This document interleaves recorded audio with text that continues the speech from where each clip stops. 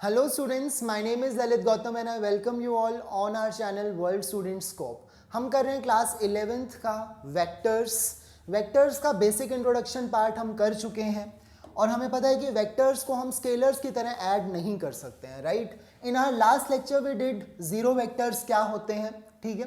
फिर हमने देखा multiplication of a real number and a scalar with vector. तो हमने देखा कि अगर हम एक वेक्टर को मल्टीप्लाई करते हैं रियल नंबर से तो क्या होता है, और अगर हम उसको स्केलर क्वांटिटी से मल्टीप्लाई करते हैं तब क्या होता है। तो हमने देखा था जब स्केलर क्वांटिटी से मल्टीप्लाई करते हैं तब वो वेक्टर का नेचर चेंज हो जाता है, फिजिकल क्वांटिटी का नेचर चेंज हो जाता है। For example mass is a scalar quantity, जब वो एक्सेलरेशन से मल्टीप्लाई होती है तो वो क्या बन जाता है, फोर्स बन जाता है, right. So we have done this part and last we did how to add vectors. हमने ये देखा कि हम वेक्टर्स को ऐड कैसे कर सकते हैं और कितने मेथड्स हमारे पास हैं वेक्टर्स को ऐड करने के, यानी कि ट्राइंगल लो, उसके बाद में पैरेललोग्राम लो, और अगर बहुत सारे वेक्टर्स हैं तो फिर polygon law of vector addition हमने किया था। Now we will again do these methods addition of vectors, but today we will do these methods in detail. आज हम इन मेथड्स को डिटेल में कवर करने वाले हैं and we will start with triangle law of vector addition, alright. तो ये पार्ट हम ऑलरेडी कर चुके हैं। Now this is a vector p, this is vector q, right. अब हमें पता है हम एक वेक्टर को, अगर वो फ्री वेक्टर है तो उसे हम, जैसा कि मोस्ट ऑफ वेक्टर्स क्या होते हैं, फ्री वेक्टर्स ही होते हैं, फिक्स्ड नहीं होते हैं, तो हम उन्हें स्लाइड कर सकते हैं उनके पैरेलल, राइट। तो हमने इस वेक्टर को पैरेलल स्लाइड किया और इस वेक्टर की टेल को फर्स्ट वेक्टर के हेड से हमने क्या कर दिया, मिला दिया। फॉर एग्जाम्पल जैसे यहाँ देख सकते हैं, okay. So this is vector p, this is vector q and their resultant will be the third side of triangle, क्योंकि ये दोनों वेक्टर्स क्या बन गए हैं, ट्राइंगल की दो साइड्स बन गए हैं। तो रिजल्टेंट जो होगा वो थर्ड साइड होगी और ऑपोजिट ऑर्डर में होगी। देखिए this is in this direction, second vector भी इसी डायरेक्शन में, लेकिन जो थर्ड वेक्टर है, जो रिजल्टेंट है, वो ऑपोजिट डायरेक्शन में है, ऑपोजिट ऑर्डर में है, राइट। तो हम यहाँ पर ऐसे लिख सकते हैं कि vector A C which is resultant वो क्या है, वेक्टर ए बी और वेक्टर बी सी दोनों का सम है, ठीक है। यही क्या होता है, triangle law of vector addition होता है, जो हम ऑलरेडी कर चुके हैं हमारे लास्ट लेक्चर में। लेकिन अब क्वेश्चन ये आता है कि रिजल्टेंट कितना है। अभी तो हमें ये पता है कि इस वेक्टर को और इस वेक्टर को ऐड करने से हमें कुछ ऐसा वेक्टर मिलेगा, राइट। बट अगर मैं लिख देता हूँ कि let's say this vector is 5 newtons, this vector is equal to 7 newton, ये दोनों ही क्या है, फोर्स हैं, ठीक है। ये 5 न्यूटन्स, ये 7 न्यूटन, तो रिजल्टेंट कितने न्यूटन होगा, यानी कि यहाँ पर मैं क्या लिखूँ, 10 न्यूटन लिखूँ, 12 न्यूटन लिखूँ, ये क्या होगा, ये हमारा क्वेश्चन है, ठीक है। रिजल्टेंट वेक्टर का मैग्नीट्यूड क्या होगा, ओके। मैग्नीट्यूड यहाँ पर क्या होगा, ये बहुत इंपॉर्टेंट है। सेकंड ये है कि रिजल्टेंट वेक्टर के बारे में देखो हमें सब कुछ ही जानना है, उसका मैग्नीट्यूड भी, उसकी डायरेक्शन भी, क्योंकि रिजल्टेंट जो आ रहा है वो एक वेक्टर है ना, दोनों चीजें हमें पता होनी चाहिए। अब डायरेक्शन होगी, देखिए ये जो एंगल बना रहा है हमारे फर्स्ट वेक्टर के साथ में, ठीक है, कुछ ना कुछ एंगल तो बनाएगा, let's say beta, okay. Let's say ये एंगल कितना है, बीटा, तो ये एंगल हमें पता होना चाहिए कितना एंगल रिजल्टेंट वेक्टर बना रहा है हमारे फर्स्ट वेक्टर के साथ में, ऑलराइट। अब जो हमें वेक्टर्स गिवन है, फर्स्ट वेक्टर ए बी और सेकंड वेक्टर बी सी, इन दोनों वेक्टर्स के बीच में कितना एंगल है, इन दोनों वेक्टर्स के बीच में एंगल कितना है। देखिए जब हमें दो वेक्टर्स के बीच में एंगल जानना होता है तो यहां पर हमने क्या किया है, फर्स्ट वेक्टर के हेड को सेकंड वेक्टर की टेल से ज्वाइन किया है। ये हम ट्राइंगल लॉ को कंप्लीट करने के लिए, इसको ट्राइंगल की दो साइड्स बनाने के लिए कर रहे हैं ऐसा। लेकिन जब हमें एंगल देखना है ना, तब हम क्या करेंगे, इस वेक्टर को स्लाइड करेंगे और दोनों वेक्टर्स की ना टेल से टेल ज्वाइन कर देंगे, ठीक है। अब मैंने इस वेक्टर को स्लाइड करके यहाँ ले आया और दोनों वेक्टर्स की टेल को मैंने क्या कर दिया, ज्वाइन कर दिया। दोनों वेक्टर्स एक ही पॉइंट से अराइज होने चाहिए, ठीक है। This is Q vector, this is also Q vector, जिसे मैं स्लाइड करके यहाँ ले आया हूँ। एक वेक्टर को उसके पैरेलल हम शिफ्ट कर सकते हैं।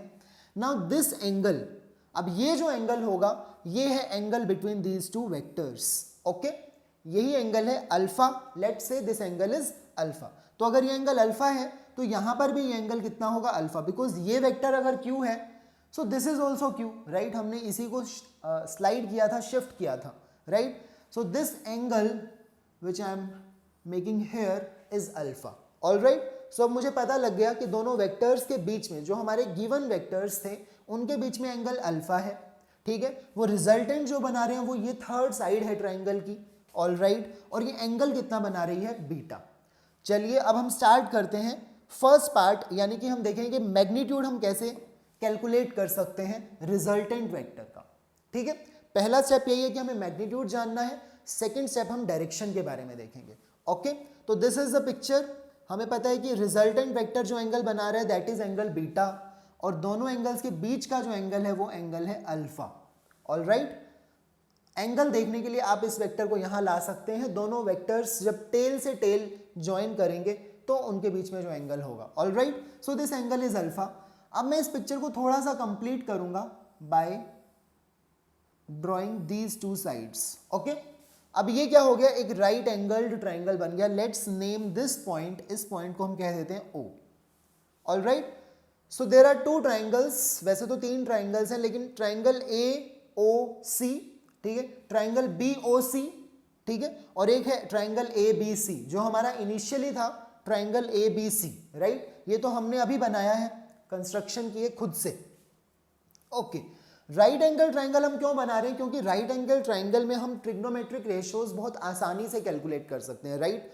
तो इसीलिए यहां पर हम राइट एंगल ट्राइंगल बना रहे हैं। अब हम इजीली देख लेंगे ये साइड्स के बारे में। देखिए कैसे हम करेंगे, अप्रोच कैसे करेंगे। नाउ दिस लेंथ, इस वेक्टर की जो लेंथ है वो क्या है, इस वेक्टर का मैग्नीट्यूड, राइट। तो इस वेक्टर की लेंथ मान लेते हैं यहां पर P, ठीक है। दिस लेंथ इज P, यहां से लेकर यहां तक की जो लेंथ है, ऑल राइट। ये जो कंप्लीट लेंथ है ये लेंथ P है। So I am erasing this arrow, okay. And this length, ये जो सेकंड वेक्टर है Q, उसका मैग्नीट्यूड हम क्या रिप्रेजेंट करेंगे, Q। हमने कल फर्स्ट लेक्चर में देखा था, कल नहीं फर्स्ट लेक्चर में हमने देखा था कि जब वेक्टर बनाना है तो हम उसके ऊपर एरो ड्रॉ करेंगे। Now this is a vector, लेकिन जब उसका मैग्नीट्यूड की बात करते हैं या तो हम ऐसे लिखेंगे Q वेक्टर और साइड्स में हम ऐसे लगा देंगे, या फिर हम नॉर्मली क्या लिख सकते हैं, Q। दोनों का ही मीनिंग क्या है, मैग्नीट्यूड, उस वेक्टर का मैग्नीट्यूड। तो हम सिंपल मेथड अडॉप्ट करेंगे, यानी कि बिना किसी ये इसके हम यूज कर लेंगे directly, all right. So this is magnitude of vector Q and this is magnitude of vector P and this angle is alpha, जो एंगल है दोनों वेक्टर्स के बीच में, राइट। तो अब हम देखिए triangle BOC, in triangle BOC हमारा मेन मोटिव क्या है, हमें ये जानना है कि लेंथ जो AC हम देख पा रहे हैं ये लेंथ AC कितनी होगी। आपको नॉर्मल जो ट्राइंगल के फॉर्मूले होते हैं, ट्रिग्नोमेट्रिक रेशियोज होती हैं, वही यूज करनी है, ठीक है। और इस लेंथ को जानना है, लेंथ AC को हमें देखना है कितनी होगी। सो इन ट्राइंगल BOC में देखिए this side is hypotenuse, right, जो हम Q को देख पा रहे हैं। सो बेस और परपेंडिकुलर हम निकाल सकते हैं, राइट। परपेंडिकुलर अपॉन हाइपोटेन्यूज क्या होता है, perpendicular upon hypotenuse sine of this angle, right, sine होता है। सो परपेंडिकुलर को मैं लिखूंगा OC, ऑल राइट, ये जो साइड है, और हाइपोटेन्यूज को मैं लिख रहा हूं अपॉन Q, क्योंकि उसका जो मैग्नीट्यूड है वो Q है, all right. So this will become sine alpha. This is perpendicular OC upon hypotenuse, this is sine alpha. तो मैं क्या कह सकता हूं, जो साइड OC है, राइट, जो OC है वो क्या हो जाएगा, Q sine alpha. It will become Q sine alpha, all right. तो ये साइड हमें पता लग गई, परपेंडिकुलर कितनी है, Q साइन अल्फा, ये जो लेंथ है, ओके। अब ये लेंथ भी हमें पता करनी है, लेंथ कितनी, BO, wait, okay, this length BO, all right. तो बेस अपॉन हाइपोटेन्यूज हमें पता है क्या होता है, base upon hypotenuse is cos alpha. अब हम यहां पर लिखेंगे कॉस अल्फा और फिर हम BO को कैलकुलेट कर लेंगे। सिमिलरली BO इस ट्रायंगल में हो जाएगा Q मल्टीप्लाई होगा कॉस अल्फा से, ऑल राइट। तो ये दोनों साइड्स हमें पता लग गई, this is Q cos alpha, okay. अब इस ट्रायंगल में देखिए हमने क्यों किया है, क्योंकि अभी तक हमें सिर्फ ये साइड पता थी P है और ये हमें पता था Q है, लेकिन जब हमने कंप्लीट राइट एंगल ट्राइंगल बनाया जिसकी हमें ये हाइपोटेन्यूज जाननी है, उसके लिए मुझे पता होना चाहिए कि ये परपेंडिकुलर कितना है और ये बेस कितना है, राइट। मुझे दोनों चीजें पता होनी चाहिए, तभी मैं हाइपोटेन्यूज को कैलकुलेट कर सकता हूं। Alright, so now we will apply Pythagoras theorem. आपको पता ही है, अगर आपको परपेंडिकुलर पता है, अगर आपको बेस पता है, तो हाइपोटेन्यूज कैलकुलेट करने के लिए हम क्या यूज करते हैं, Pythagoras theorem. So in triangle AOC, alright, हम किस ट्राइंगल की बात कर रहे हैं, सबसे बड़े वाले ट्राइंगल की बात कर रहे हैं, AOC। इस ट्राइंगल में देखिए परपेंडिकुलर का स्क्वायर होगा यानी कि Q square sine square alpha. Perpendicular यही है ना, तो इसका हमने स्क्वायर किया, प्लस अब बेस क्या है, base is P plus Q cos alpha, right. इसका सम और इसका सम, दोनों का सम टोटल जो है वो हमारा बेस है। तो ये वाली साइड है P और ये जो साइड अभी हमने कैलकुलेट की थी वो है Q cos alpha. So I will write Q cos alpha का हमें क्या करना होगा, square. Alright, this is perpendicular square, this is base square. Now this should be equal to hypotenuse square, और हाइपोटेन्यूज को हम किससे रिप्रेजेंट कर रहे हैं, AC से। Okay, so hypotenuse is AC, या फिर हम R भी यूज कर सकते थे, हम AC का स्क्वायर लिखें या फिर रिजल्टेंट R का स्क्वायर। ऑलराइट, वो एक ही बात है, क्योंकि हम इसको R वेक्टर कह रहे हैं तो इसका मैग्नीट्यूड यानी कि इसकी लेंथ क्या हो जाएगी, R। और अगर हम इन पॉइंट से देखें तो हम AC लिख सकते हैं। ओके, तो अब कुछ भी नहीं है, बहुत ही सिंपल, हमें R या फिर AC चाहिए, तो यहां पर हमें स्क्वायर रूट करना होगा और इस पार्ट को हमें सॉल्व करना होगा। अब देखिए, this will be as it is Q square sine square alpha. इसे आप सॉल्व कर लेंगे A प्लस बी का होल स्क्वायर, तो आपको पता है ये कितना होता है, P square plus Q square cos square alpha, cos square alpha. Alright, plus देखिए A स्क्वायर हो गया, B स्क्वायर हो गया, प्लस 2AB अभी बाकी है, सो 2PQ कॉस अल्फा। ठीक है, so this will B 2PQ cos alpha. ये किसके इक्वल हो गया, R स्क्वायर। हमारा जो रिजल्टेंट है अभी तो उसका स्क्वायर है ये। अगर हमें रिजल्टेंट चाहिए तो हमें क्या करना होगा, स्क्वायर रूट लेना होगा दोनों तरफ, लेफ्ट हैंड साइड में भी राइट हैंड साइड में भी। ऑलराइट, सो देखिए Q square sine square alpha ये वाला पार्ट और Q square cos square alpha, ये दोनों ऐड हो जाएंगे, Q स्क्वायर कॉमन आएगा, sign square alpha plus cos square alpha कितना होता है, 1, राइट। तो ये बचेगा सिर्फ Q स्क्वायर रह जाएगा, जब आप इसे ऐड करेंगे Q स्क्वायर कॉमन, तो साइन स्क्वायर अल्फा और कॉस स्क्वायर अल्फा का सम 1 हो जाएगा। P स्क्वायर पहले से यहां पर है, ठीक है, plus 2PQ cos alpha is equal to R। अब मैं यहां पर अगर R लिख रहा हूं तो मुझे लेफ्ट हैंड साइड में क्या कर देना चाहिए, स्क्वायर रूट कर देना चाहिए, तो हमने स्क्वायर रूट कर दिया। ठीक है, so this is our final result, यही हमारा फाइनल रिजल्ट है। अब इससे ज्यादा हम इसे सिंप्लीफाई और नहीं कर सकते हैं। ठीक है, तो ये क्या आ गया, रिजल्टेंट। जो हमारा रिजल्टेंट वेक्टर है उसका मैग्नीट्यूड कितना है, वो लेंथ में कितना है, वो हमें जानना है। तो हम क्या करेंगे, मुझे P पता है जो हमारा फर्स्ट वेक्टर है, मुझे Q पता है जो हमारा सेकंड वेक्टर है, दोनों के मैग्नीट्यूड्स का स्क्वायर और सम करेंगे, फिर 2PQ कॉस अल्फा। अल्फा भी आपको पता है, दोनों वेक्टर्स के बीच में एंगल कितना होगा। अभी हम क्वेश्चंस करेंगे तो आपको ये चीज ज्यादा क्लियर हो जाएगी, right. So I can right, अभी हम डायरेक्शन की बात करेंगे रिजल्टेंट वेक्टर की, लेकिन अभी हमने क्या डिराइव किया है, ऑलराइट। तो अभी हमने डिराइव किया है कि रिजल्टेंट R किसके इक्वल है, square root of, I am writing it again, P square plus Q square plus 2PQ cos alpha. यानी कि दोनों एंगल्स के बीच में जो एंगल है उसका कॉसाइन यहां पर यूज होता है, ओके, कॉस अल्फा।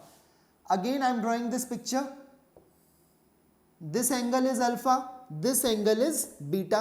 बीटा कौन सा एंगल है, जो रिजल्टेंट बना रहा है हमारे फर्स्ट वेक्टर के साथ में, ठीक है। और ये ट्राइंगल में हमने इस पॉइंट को माना था O।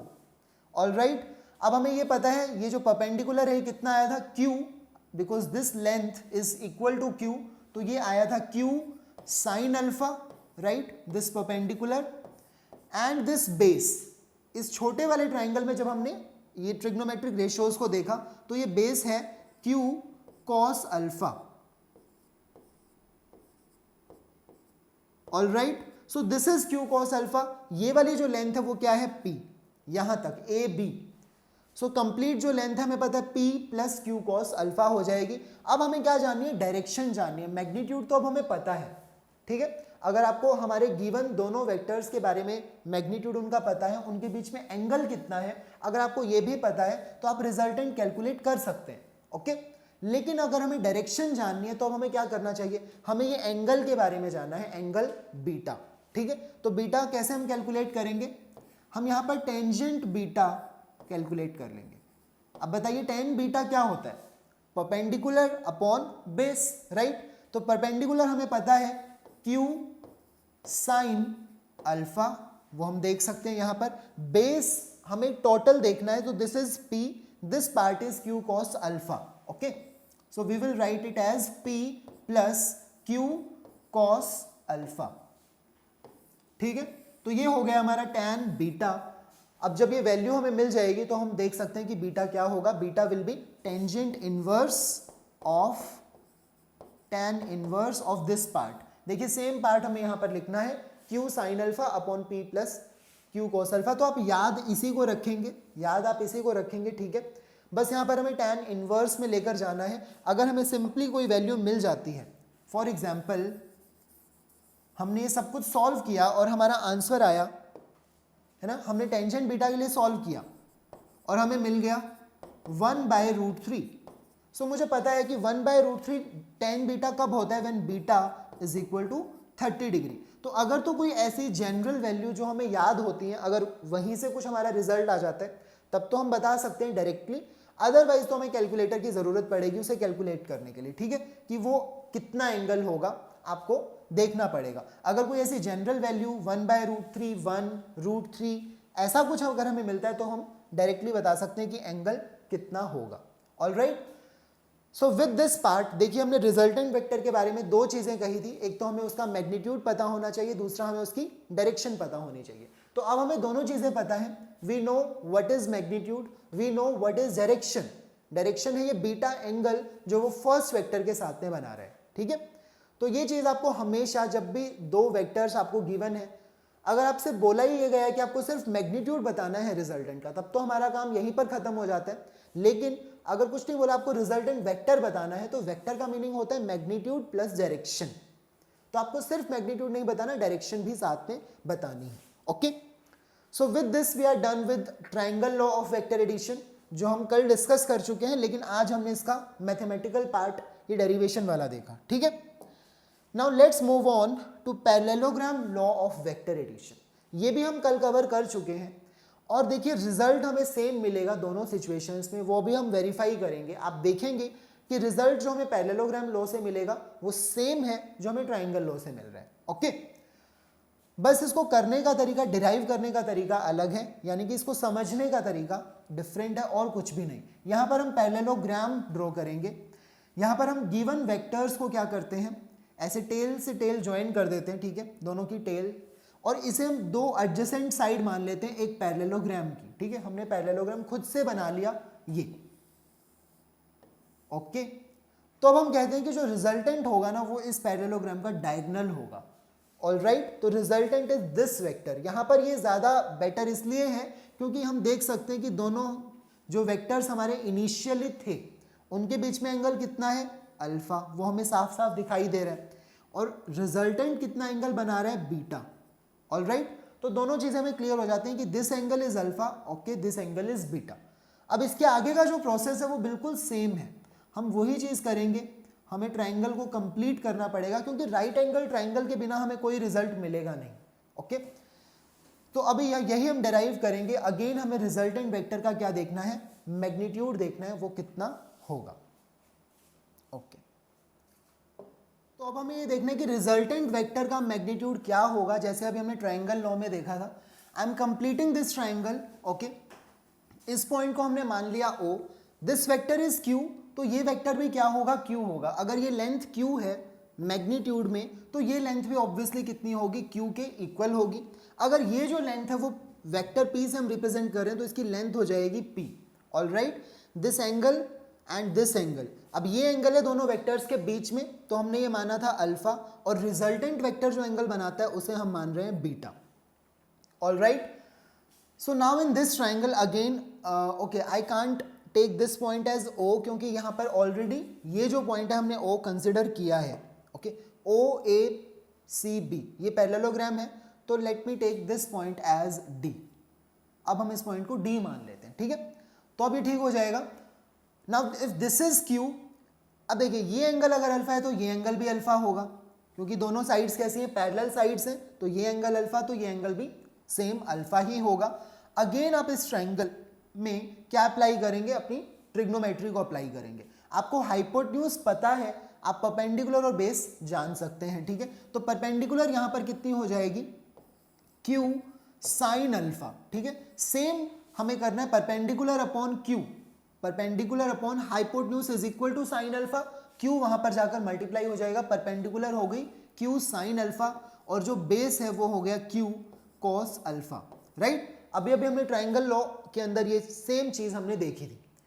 So now this side complete, O से लेकर अगर मैं D की बात करता हूं तो वो क्या होगा, this part is P, length में कितना है ये P, और आगे का जो पार्ट है वो Q कॉस अल्फा हो गया. तो टोटल लेंथ हमें पता चल गई P plus Q cos alpha, और ये जो लेंथ है वो हो गई Q sine alpha, all right. तो ये बिल्कुल ऑब्वियसली सिमिलर आपको लग भी रहा होगा, क्योंकि ये ट्राइंगल लॉ के सिमिलर ही है, और रिजल्ट भी हमें सेम मिलना चाहिए, राइट. अगर दो वेक्टर्स को हमें ऐड करना है तो ऐसे तो नहीं होना चाहिए ट्राइंगल लॉ से आंसर कुछ और आ गया, पैरेललोग्राम से कुछ और आ गया, सेम आंसर आएगा.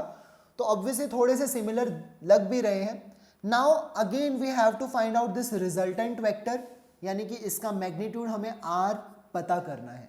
तो वो क्या होगा, इस ट्राइंगल के अंदर आप क्या देखेंगे, perpendicular square plus base square is equal to hypotenuse square, all right. Same वही प्रोसेस होगा.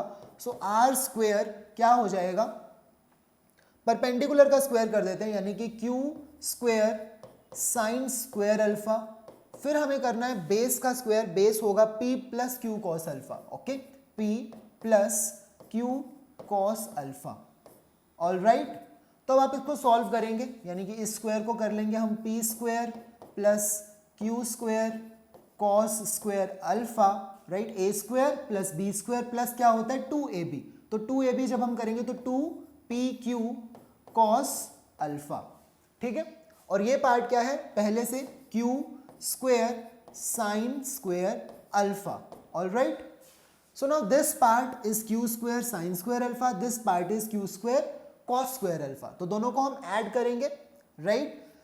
साइन स्क्वायर और कॉस स्क्वायर 1 हो जाता है, तो ये बचेगा सिर्फ Q स्क्वायर, क्योंकि Q स्क्वायर कॉमन आ जाएगा. ब्रैकेट में आप लिखेंगे sign square alpha plus cos square alpha जो 1 होता है, तो बचा सिर्फ Q स्क्वायर.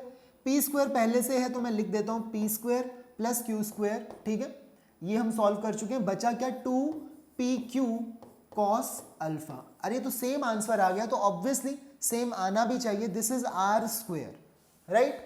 ये R का स्क्वायर है, तो R कितना हो जाएगा, हमारा रिजल्टेंट हो जाएगा इसका square root P square plus Q square plus 2PQ cos alpha, ठीक है. तो बड़ा इजी है लर्न करने को, क्योंकि हमें पता है A square plus B, A plus B का होल स्क्वायर क्या होता है, A square plus B square plus 2AB. तो ये बिल्कुल वैसा ही है, बस 2AB के साथ में आप क्या मान लीजिए कॉस अल्फा. उन दोनों वेक्टर्स के बीच में जो एंगल है उसका कोसाइन यहाँ पर यूज करना है, अदरवाइज ये बहुत ही इजी है लर्न करने को, ठीक है. स्क्वायर रूट हमें करना होगा, रिजल्टेंट वेक्टर हमें मिल जाएगा. Again we have to find out direction also. अभी हमने क्या देखा है, सिर्फ मैग्नीट्यूड देखा है रिजल्टेंट वेक्टर का, राइट. पैरेललोग्राम लॉ से हमने इसको क्या कंसिडर किया है, पैरेललोग्राम. अब हमें देखने दोबारा से ये एंगल बीटा, तो हम क्या करेंगे, if we want to measure this angle beta, तो हमें क्या करना होगा, दोबारा से I am drawing this part, ठीक है. परपेंडिकुलर हमारी वही है, Q साइन अल्फा के इक्वल है, because this angle complete is alpha, so ये एंगल भी अल्फा हो जाता है. अगर ये साइड Q है तो ये साइड भी Q के इक्वल हो जाती है, राइट. पैरेललोग्राम में ऑपोजिट साइड्स इक्वल होती हैं. ये साइड किसके इक्वल है, P, इसका मैग्नीट्यूड हम मान रहे हैं P, ऑल राइट. जो बेस है वो अभी अभी हमने कैलकुलेट किया Q cos alpha, all right. तो आपको हैबिट हो जाएगी ये सब यूज करने की बार बार, जब हम वेक्टर्स के इतने सारे क्वेश्चंस कर लेंगे तो आपको ये समझ में आने लगेगा कि हाँ रिजल्टेंट हमारा क्या होगा, दिस वेक्टर इज क्यू, तो ये वेक्टर भी क्यू है, यानी कि मैग्नीट्यूड सेम है, ऑलराइट। और यहाँ पर तो हमने सिंपल ट्रिग्नोमेट्री ही यूज की है। अब हमें क्या चाहिए, बीटा, तो हम दोबारा से क्या करेंगे, टैन बीटा की वैल्यू फाइंड आउट कर लेंगे। टैन बीटा हम देख सकते हैं क्या होगा, इस बड़े वाले ट्राइंगल में देखिए, इस ट्राइंगल में परपेंडिकुलर अपॉन बेस, यानी कि कंप्लीट। अब परपेंडिकुलर क्या है, Q sine alpha, we can see this is Q sine alpha, right. और बेस कितना है, p plus Q cos alpha, upon में क्या आ जाएगा, p plus Q cos alpha, alright. So this is our tan beta. इसकी value हमें solve करनी होती है और बीटा हमें कैलकुलेट करना होता है, हमें वो एंगल बताना पड़ेगा। तो हमारा फाइनल आंसर कुछ ऐसा होगा कि वेक्टर p और वेक्टर q का जो रिजल्टेंट है उसका मैग्नीट्यूड तो है r, और वो एंगल बना रहा है बीटा, किसके साथ में, विद दिस वेक्टर p, ठीक है। बीटा एंगल बना रहा है विद p वेक्टर, ठीक है। तो ये हमारा आंसर होगा उस क्वेश्चन का कि रिजल्टेंट जो भी हमारा कैलकुलेट करने पर आएगा वो, this is the magnitude of resultant vector and this is angle which are resultant vector makes with p vector, alright. तो आपको स्पेसिफाई करना पड़ेगा किस वेक्टर के साथ में ये एंगल बना रहा है, alright, okay. So we are done with triangle law of vector addition, वो हमने देख लिया। अभी हमने देखा parallelogram law of vector addition.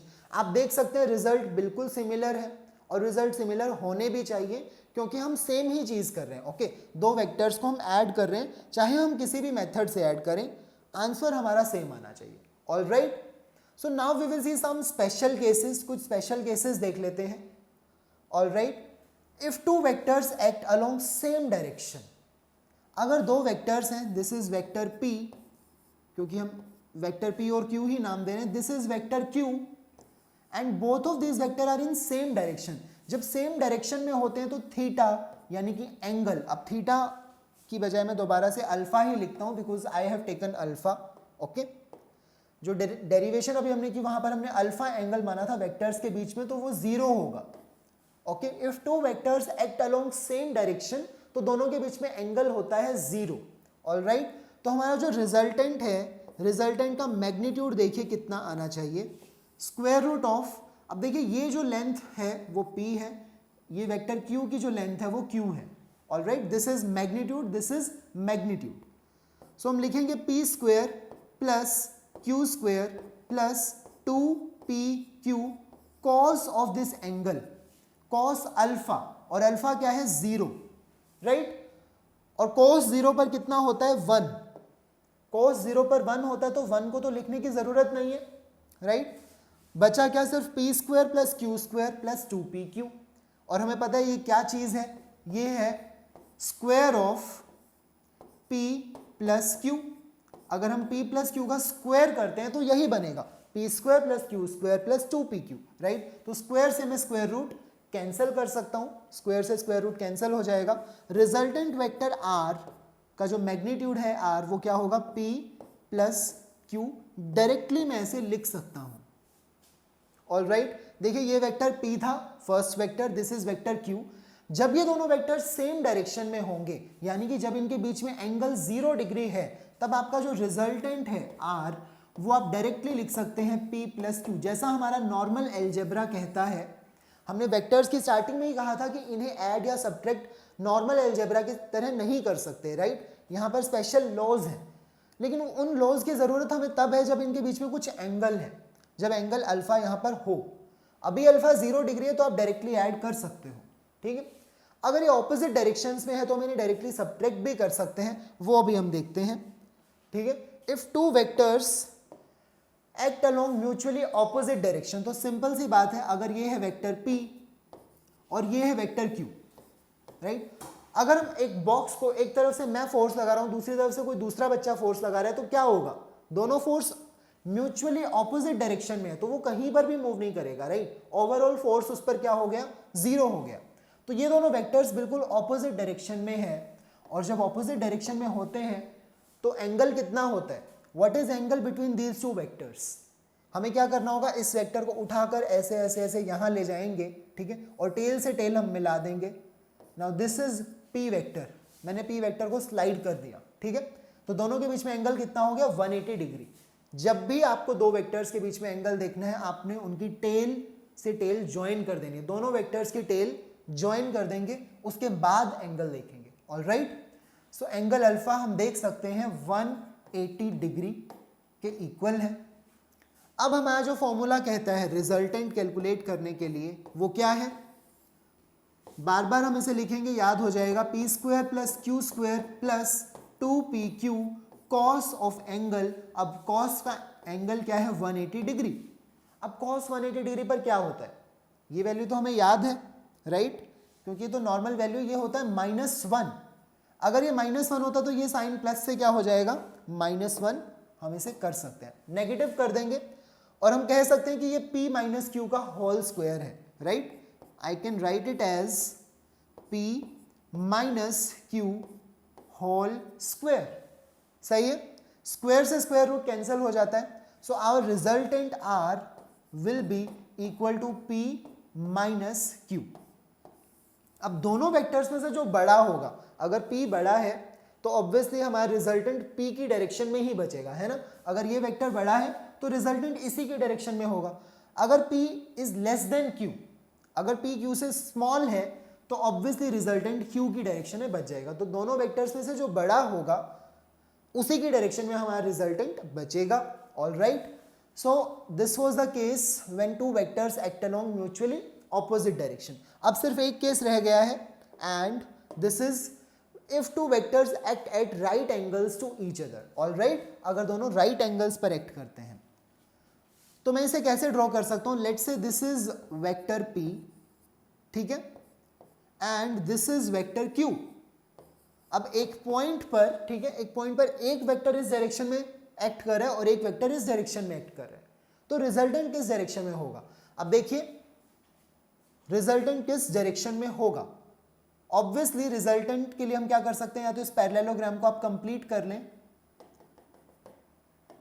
ठीक है, दिस इज कंप्लीट पैरेललोग्राम। वैसे तो ये रेक्टेंगल की तरह ही बन गया क्योंकि यहां पर ये एंगल कितना है 90 डिग्री के इक्वल है दोनों के बीच में। ऑलराइट, तो हमारा रिजल्टेंट होगा कुछ इस तरह से, this is resultant vector r। तो अब आप समझ ही गए होंगे कि अगर ये वेक्टर q है तो ये भी वेक्टर q के ही इक्वल होगा, ठीक है। ये ऑलरेडी p है, तो ये ट्राइंगल के अंदर एक हाइपोटेन्यूज बन गई है ना। तो रिजल्टेंट r क्या होना चाहिए, बेस का स्क्वायर प्लस परपेंडिकुलर का स्क्वायर, ये होना चाहिए, और फिर स्क्वायर रूट भी हमें करना होगा। लेकिन जो हमारा ऑलरेडी फॉर्मूला हमने लिखा था, याद किया था, वो क्या है, P square plus Q square plus 2pq into cos. Cos में क्या आता है, एंगल जो इन दोनों वेक्टर्स के बीच में है। अब वो एंगल कितना है, कॉस 90 डिग्री, राइट। और कॉस 90 डिग्री पर क्या होता है, 0 के इक्वल होता है, ऑब्वियसली यू नो दिस। तो कॉस 90 डिग्री 0 होता है, तो ये पार्ट फिनिश हो गया, है ना। 0 किसी से भी मल्टीप्लाई होगा, फिनिश। बचा क्या, resultant r is equal to square root of P square plus Q square. Alright, ये हमारा रिजल्टेंट बच गया है।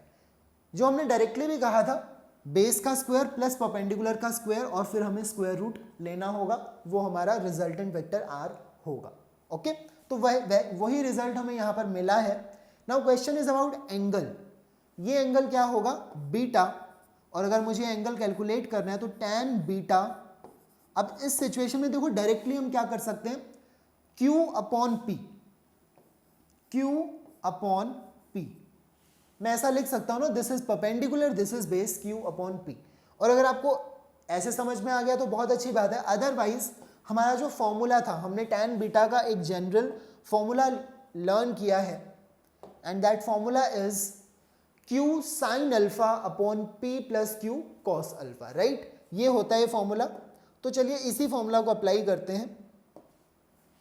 Q sin अल्फा, अल्फा क्या होता है, angle between these two vectors, so I will right sin 90 degree upon, alright, P plus Q cos of alpha, यानी कि cos of 90 degree, right. cos 90 degree 0 होता है तो ये वाला पार्ट फिनिश। sin 90 डिग्री 1 होता है तो ये क्या हो गया, sin 90 डिग्री 1 के इक्वल। बचेगा क्या, सिर्फ Q upon P। Q upon P हमें वैसे भी मिल रहा है, और अगर हम अपना ओरिजिनल फॉर्मूला अप्लाई करें तब भी हमें Q अपॉन P ही मिल रहा है। Alright, so I hope you can see कि जब वो एंगल्स 90 डिग्री पर हों, दोनों राइट एंगल पर हों वेक्टर्स, तो हमारा रिजल्टेंट जो वेक्टर होता है आप सिंपली उसको पाइथागोरस थ्योरम से सॉल्व कर सकते हो। आपको ये सोचने की ज़रूरत ही नहीं है, डायरेक्टली हम क्या अप्लाई कर सकते हैं, पाइथागोरस थ्योरम यूज कर सकते हैं। ओके, अब ये देखिए कि रिजल्टेंट वेक्टर का मीनिंग क्या था। हमने कल भी देखा था, कल के लेक्चर में रिजल्टेंट वेक्टर का मीनिंग होता है कि जब ये दो इंडिविजुअल वेक्टर्स लग रहे हैं, एक ऐसा वेक्टर जो इनके जैसा सेम इफेक्ट प्रोड्यूस कर दे, है ना। जो ये दो वेक्टर्स मिलकर कर रहे हैं, अगर ये वही काम ये वेक्टर अकेला कर दे तो हम कह सकते हैं कि ये वेक्टर इन दोनों का रिजल्टेंट है, राइट।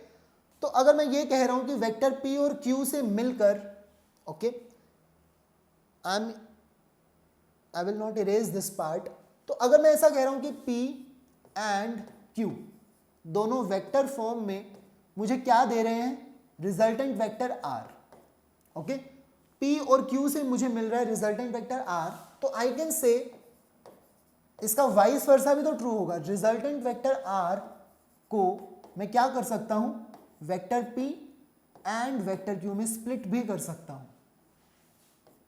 अगर P और Q मिलकर देखो रिजल्टेंट वेक्टर R दे रहे हैं, तो क्या मैं रिजल्टेंट वेक्टर R को स्प्लिट कर सकता हूं। अगर दो चीजों से मिलकर आपकी एक चीज बनी तो आप उसको स्प्लिट भी तो कर सकते हो ना, वापस भी तो कर सकते हो। तो यही चीज है कि रिजल्टेंट वेक्टर को हम स्प्लिट कर सकते हैं, स्प्लिट कर सकते हैं किसमें, वेक्टर P और वेक्टर Q में। अब इस चीज को हम कैसे समझेंगे, कई बार अभी तो हमें देखो क्वेश्चन हमने इस तरह से किया है कि हमें वेक्टर P गिवन है, वेक्टर Q गिवन है, और हमने रिजल्टेंट वेक्टर फाइंड किया, हमने ढूंढा कि रिजल्टेंट क्या होगा। अब कई बार क्या होता है, रिजल्टेंट ऑलरेडी हमें गिवन होता है, रिजल्टेंट पहले से हमें पता है, यानी कि मुझे पता है कि R क्या है और मुझे डायरेक्टली उससे काम नहीं करना। मुझे पता है कि ये वाली जो डायरेक्शन है ये एक्स एक्सिस है, ये वाली जो डायरेक्शन है वाई एक्सिस है। तो मेरा काम थोड़ा सा आसान हो सकता है अगर मैं इसको डिवाइड कर लूँ, ठीक है। अब मैं इसका रिवर्स करने वाला हूँ, मुझे रिजल्टेंट पहले से पता है तो मैं उसे स्प्लिट कर सकता हूँ, एक कंपोनेंट यहाँ और दूसरा कंपोनेंट यहाँ, ठीक है। इसे हम हमेशा स्प्लिट कर सकते हैं। अब ये जो कंपोनेंट P है, ऑलराइट, अब इस P को मैं क्या लिख सकता हूँ, this P is equal to, अब ये जो कंपोनेंट बनेगा रिजल्टेंट वेक्टर का, ये वाला जो कंपोनेंट है वो base upon hypotenuse is equal to cos of this angle beta. अब देखिए एंगल क्या यूज होगा, beta. So I can write this P is equal to R जो हमारा रिजल्टेंट है इनटू कॉस बीटा, ऐसा मैं लिख सकता हूं, राइट। और सिमिलरली अगर मुझे Q, अगर मैं इस Q की बात करता हूं तो मैं इस Q को यहां पर देखूंगा तो ये भी Q ही होगा, और ये जो Q है वो किसके इक्वल होगा, perpendicular upon hypotenuse will be equal to cos, sorry sine of this beta. तो Q बन जाएगा R sine beta. Alright, so I can split my resultant vector, इस वेक्टर को मैं दो पार्ट्स में स्प्लिट कर सकता हूं। Now this vector is P। अभी हमने स्टार्टिंग में देखा कि इन दोनों वेक्टर से मिलकर ये वेक्टर बन रहा है, और कुछ ऐसे भी टाइम पर हमें यूज करना पड़ेगा कि रिजल्टेंट वेक्टर को हम स्प्लिट कर लेंगे। हमें ये वेक्टर ऑलरेडी गिवन होगा और इसे हम दो पार्ट्स में स्प्लिट कर लेंगे, वहां पर हम इसे यूज करेंगे। इस प्रोसेस को हम कहते हैं रिजोल्यूशन। हमने एक वेक्टर को दो पार्ट्स में रिजॉल्व किया तो हम क्या कह देते हैं, रिजोल्यूशन ऑफ वेक्टर, ठीक है। रिजोल्यूशन ऑफ वेक्टर, हमने इस वेक्टर को रिजॉल्व किया दो पार्ट्स में। Alright, so we are done with this part. Now we will see some numericals concepts जो भी हमने पढ़े हैं, उन्हीं के ऊपर हम कुछ क्वेश्चंस कर लेते हैं। क्वेश्चन 1 और शायद एक क्वेश्चन और हम करेंगे, उसके आगे हम कुछ और क्वेश्चंस नेक्स्ट लेक्चर में करेंगे। Alright, so a body is simultaneously given two velocities. अब एक बॉडी है और उसको एक साथ हमने दो वेलोसिटीज दे दी, one 30 metre per second due east. तो 30 मीटर पर सेकेंड किस डायरेक्शन में दी है, ईस्ट डायरेक्शन में। This is 30 metre per second और ये डायरेक्शन क्या है, east. Alright, and other 40 metre per second due north. तो हमने सेकेंड वेलोसिटी दे दी 40 मीटर पर सेकेंड और ये डायरेक्शन क्या है, नॉर्थ। करेक्ट है। तो हमने एक बॉडी को दोनों वेलोसिटीज दे दी। अब बॉडी कंफ्यूज हो जाएगी कि इस डायरेक्शन में जाए कि इस डायरेक्शन में जाए, तो बॉडी इन दोनों के बीच में कोई रास्ता निकाल लेगी। ऑब्वियसली इन दोनों का जो रिजल्टेंट है वो कहीं बीच में ही आएगा। अभी अभी हमने देखा था कि जब दो वेक्टर्स के बीच में एंगल 90 डिग्री होता है तब हमारा काम बहुत ही आसान हो जाता है, right? So this is resultant, alright. अगर ये 40 के इक्वल है, this vector is equal to magnitude में क्या है 40 मीटर पर सेकेंड, तो अगर ये 40 है तो ये साइड भी क्या हो जाएगी 40, और ये वाली साइड तो ऑलरेडी हमें गिवन है क्या है 30 के इक्वल है। Okay, so I am writing this as 30। तो अब मुझे रिजल्टेंट आर का मैग्नीट्यूड जानना है, तो रिजल्टेंट आर क्या हो जाएगा, या तो आप डायरेक्टली फॉर्मूला लगाएं परपेंडिकुलर का स्क्वायर प्लस बेस का स्क्वायर और स्क्वायर रूट, क्योंकि राइट एंगल ट्राइंगल बन रहा है हम ऐसा कर सकते हैं, या फिर आप क्या करेंगे अपना ओरिजिनल फॉर्मूला लगाओ P square plus Q square plus 2pq cos of angle between these two vectors. अब दोनों वेक्टर्स के बीच में एंगल 90 डिग्री है ना, एक है ईस्ट डायरेक्शन में दूसरा है नॉर्थ डायरेक्शन में, दोनों के बीच में एंगल तो 90 डिग्री है, कॉस 90 डिग्री 0 होता है, तो again we will get same result. तो हम डायरेक्टली लिखेंगे resultant will be perpendicular square plus base square, तो यानी कि 40 का हम स्क्वायर कर देंगे और 30 का भी हम स्क्वायर कर देंगे। 40 का स्क्वायर हो जाता है 1600 और 30 का स्क्वायर हो जाता है 900, ठीक है। दोनों का जो सम है वो कितना हो जाएगा 2500, ठीक है, दोनों का सम 2500 और 2500 का स्क्वायर रूट जब हम करेंगे तो क्या आ जाएगा 50, है ना, वो 50 का स्क्वायर होता है। So resultant is 50 metre per second. अभी ये हमें क्या मिला है, सिर्फ हमें मैग्नीट्यूड मिला है कि रिजल्टेंट वेक्टर कितना होगा। हमने दो वेलोसिटीज उस बॉडी को दी, लेकिन उस बॉडी पर जो वेलोसिटी काम करेगी, जो हमें दिखाई देगी, वो सिर्फ यही होगी 50 मीटर पर सेकेंड कुछ इस डायरेक्शन में। अब ये डायरेक्शन क्या है, अब हमें डायरेक्शन भी तो जाननी है, ठीक है, इसके बिना हमारा क्वेश्चन कंप्लीट नहीं होगा। तो एंगल आपको हमेशा सोचना है वो क्या होगा। अब ये एंगल बीटा हम कैलकुलेट कर सकते हैं परपेंडिकुलर और बेस की हेल्प से। So I will write tan beta is equal to, किसके इक्वल होगा 40/30, 40/30 ऑब्वियसली कितना हो जाएगा 4/3। अब ये देखकर आपको कुछ याद आएगा कि 4/3 हमने एक स्पेशल केस किया था ट्राइंगल्स के अंदर, right. If this side is 3, this side is 4, okay sorry, ये तो हाइपोटेन्यूज है, हाइपोटेन्यूज तो यहां पर 5 होती है, राइट। दिस साइड इज 3, छोटे वाली साइड 3, बड़े वाली साइड 4 और हाइपोटेन्यूज हो जाती है 5। तो इस तरह के ट्राइंगल में देखिए 3 के सामने वाला एंगल 37 डिग्री, बड़ी साइड के सामने वाला एंगल 53 डिग्री हो जाता है, ठीक है, दिस इज 53 डिग्री। तो अगर मैं इस ट्राइंगल में टेंजेंट 53 डिग्री देखूं तो वो 4/3 होगा। मानते हैं आप मेरी बात, टेंजेंट 53 डिग्री क्या होगा 4/3। तो यहां पर टेंजेंट अगर बीटा क्या हो 53 डिग्री हो तो ये 4/3 मुझे आंसर मिल रहा है। So I can write so that beta, मैंने सिर्फ कंपेयर किया मेरे रिजल्ट को इस ट्राइंगल के साथ में। जब भी आपको 4/3, 3/4, 3/5, 4/5 कोई भी ऐसी रेशो दिखाई देती है ट्रिग्नोमेट्रिक, तो आप इस ट्राइंगल के पास जाएंगे। ओके, ये ट्राइंगल बहुत यूजफुल है, वहां पर ये हमारी हेल्प करेगा।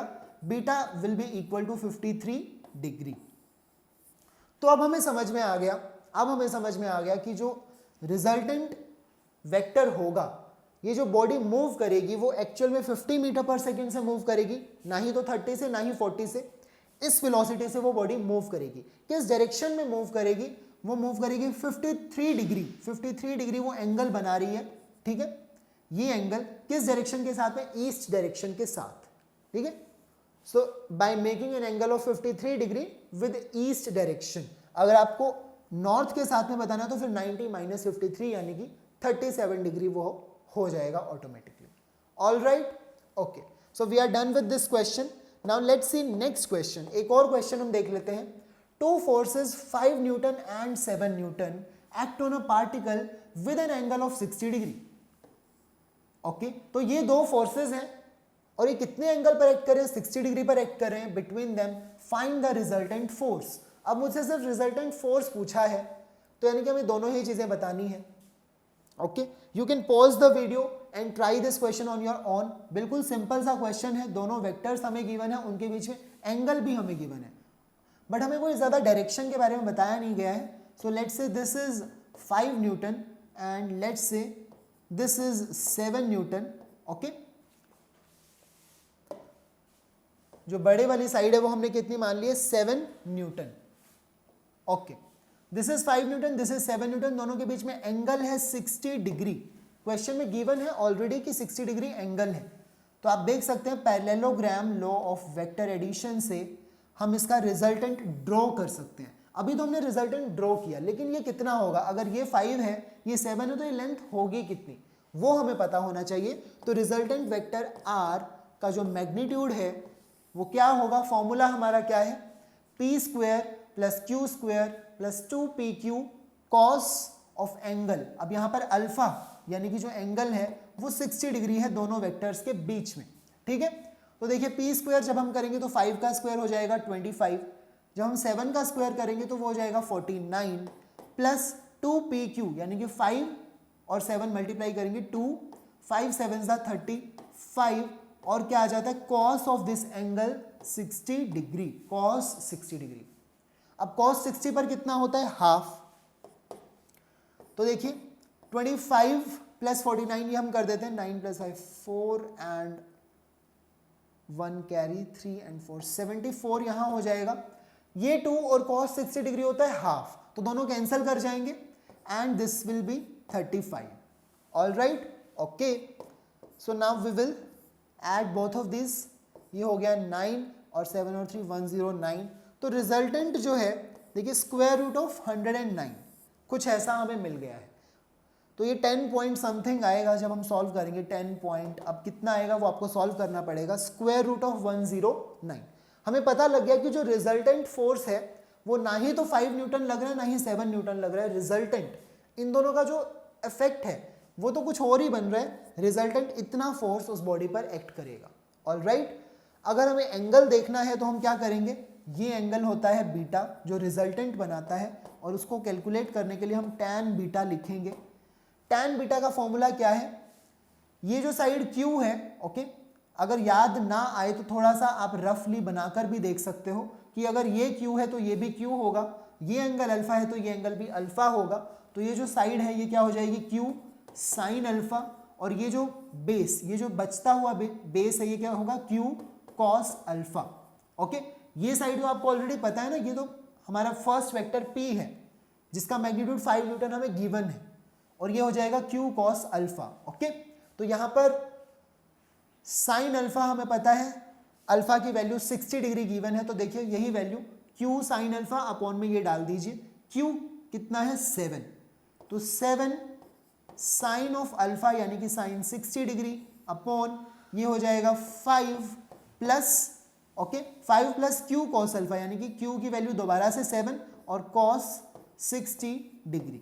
ऑल राइट, तो अब कॉस 60 डिग्री होता है हाफ, साइन 60 डिग्री होता है √3/2. ये वैल्यूज आपको पता है, तो you can solve for tan beta. ये कंप्लीट तो देखो सॉल्व नहीं होगा, आप इसी फॉर्म में से छोड़ सकते हो. बीटा को आप tan इनवर्स जो भी ये सॉल्व करके आएगा आप हम ऐसे लिख सकते हैं. Okay, so this is how we will proceed with questions of vectors. अगर वेक्टर एडिशन पर कोई भी क्वेश्चन आता है तो इस तरीके से हम उसे सॉल्व करेंगे. ठीक है, हमें रिजल्टेंट वेक्टर का मैग्नीट्यूड पता करना होता है, हमें रिजल्टेंट वेक्टर की डायरेक्शन पता करनी होती है. अभी के जो क्वेश्चंस थे बिल्कुल सिंपल क्वेश्चंस थे, आई होप आपको समझ में आए. नेक्स्ट लेक्चर में हम देखेंगे थोड़े से और ट्रिकी क्वेश्चंस वेक्टर एडिशन के ऊपर ही बेस्ड. देन वेक्टर एडिशन का जो टॉपिक है वो हमारा कंप्लीट हो जाएगा. All right, so keep watching our lectures and thank you.